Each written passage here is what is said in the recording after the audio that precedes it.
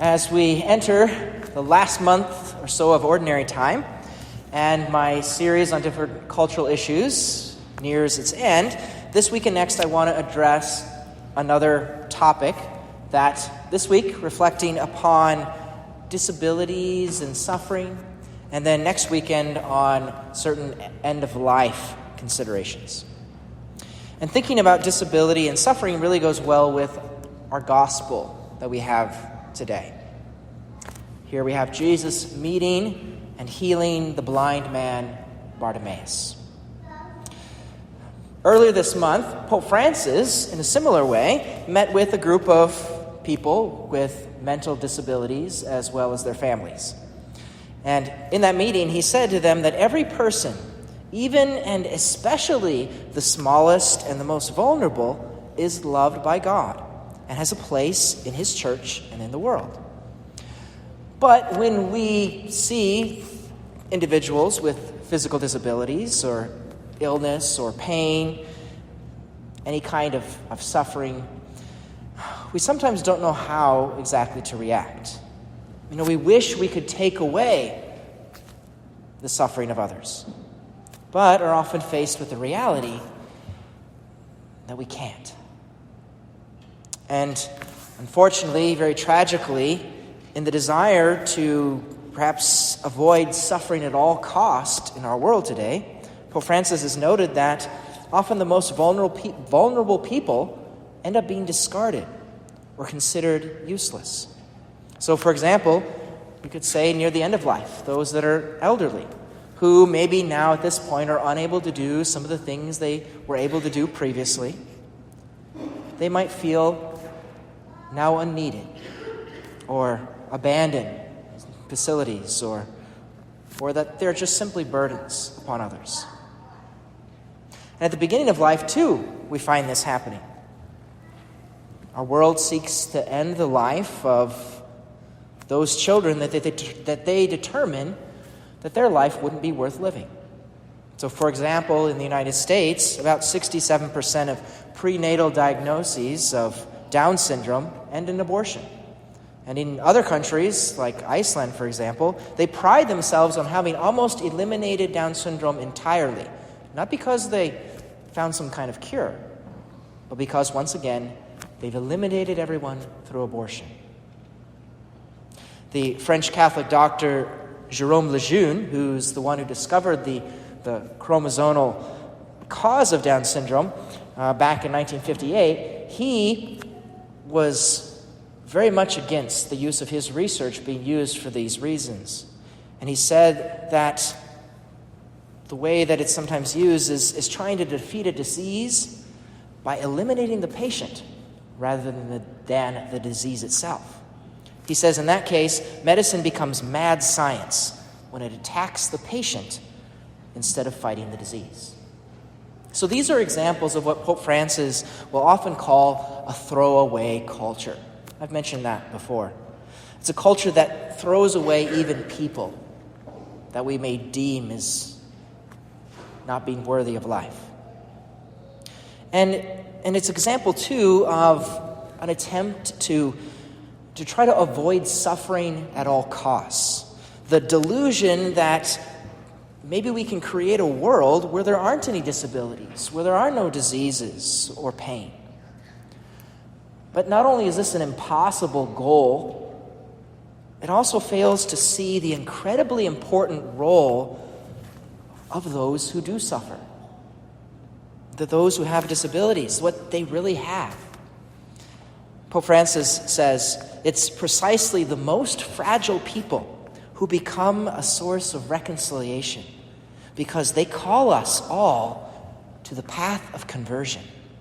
You see, because when we see somebody in that state, they should remind us that every single one of us is disabled. We are all disabled, every single one of us. And I mean this quite literally. Disabilities are weaknesses in which something essential within our body and soul is missing. And disability, weakness, including death as well, they're all the result of the fall of original sin. And in our fallen world, every single one of us, everything around us is out of its right place. And so we can see this manifested in different ways. Our bodies are crippled in different ways. Usually we think about disability primarily in this sense, particularly those that are very much severely impaired with some kind of physical defect, whether it was from birth or whether it was come about through some kind of illness or accident later. But it's also true that disabilities are even things that may be lesser than that. Things like eyesight, that with the blind man in the gospel today. Or even like, for myself. I have to wear glasses. That's a kind of disability. It doesn't function exactly properly.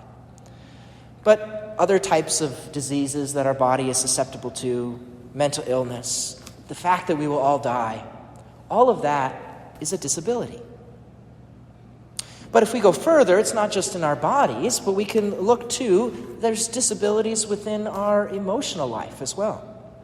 We can at times become paralyzed with fear or become controlled by things like lust. We often don't act reasonably. We can react based upon our passions. These things too are kinds of disabilities. With the result of sin, our minds have become darkened. We don't always understand what is good and what's true. We can at times be quite stupid and foolish. If we don't know that, then we're probably really stupid and foolish. All of that is another form of disability. Also, with sin, our wills have become selfish and sinful.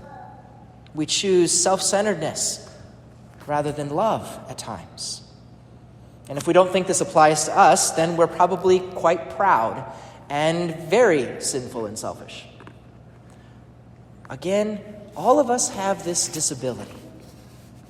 So perhaps in seeing somebody who is disabled or someone who's going through suffering, if it makes us uncomfortable, maybe because deep down, they remind us of who we are. Perhaps that's why some people wanted to make Bartimaeus be quiet. Because his presence reminds us that all of us too are blind. Not necessarily physically blind, but spiritually blind. And we can learn really only from those who are handicapped of who we really are, because we often forget it.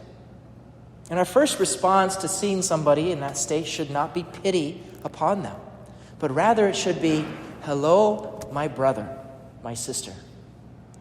Because they're us, we are them. We're all disabled. And that's precisely why Jesus came.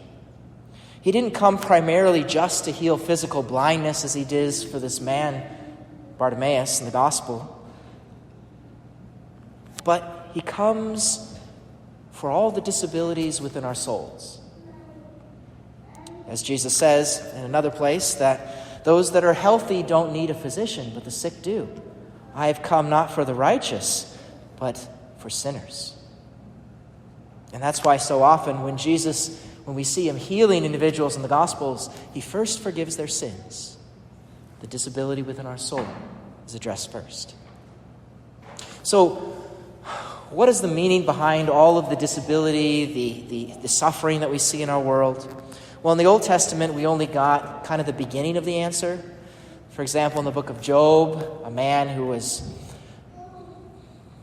hit with a lot of suffering in his life, God's answer to him was simply this: I'm God, and you're not. We sometimes forget that second part, that we're not God. If we would have the full answer for the problem of evil, the problem of suffering, then we would be God. We would be God. But God doesn't always explain the reasons for why certain individuals, why we all have to suffer different disabilities and sufferings and pain. Instead, we're called to trust him.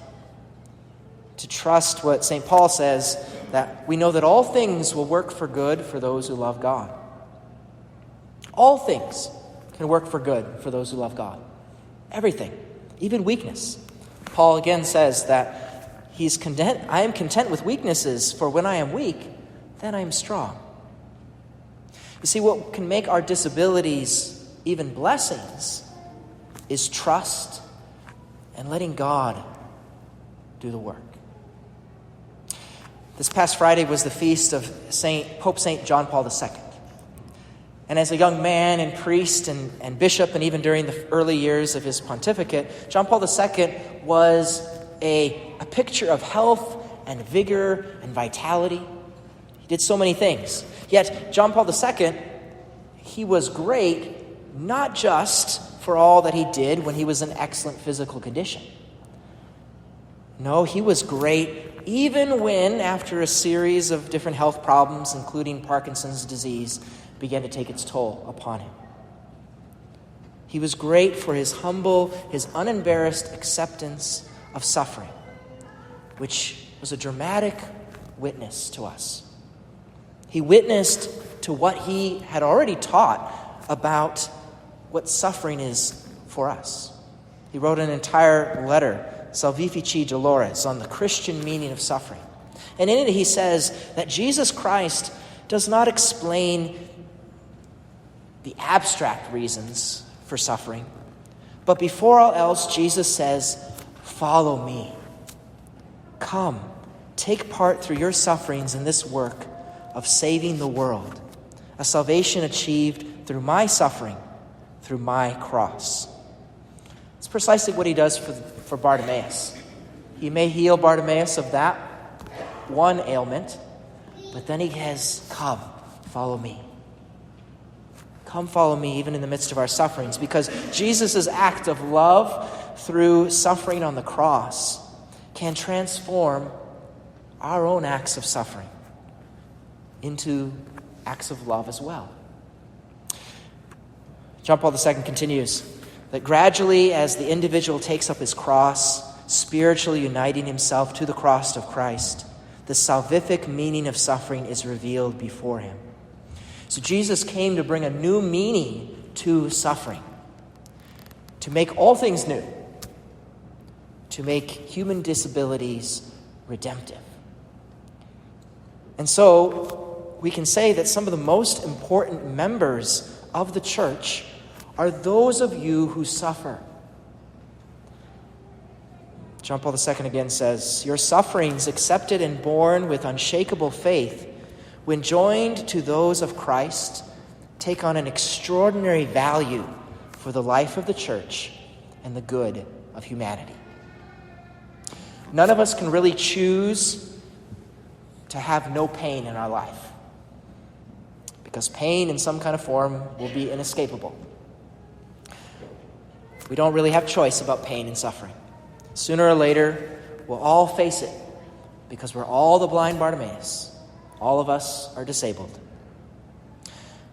But whether we bear it with love or not, that is something we can choose. We do have a real choice there. You're free to choose the pain of loving or the pain of not loving. Suffering that's empty and barren, or redemptive suffering.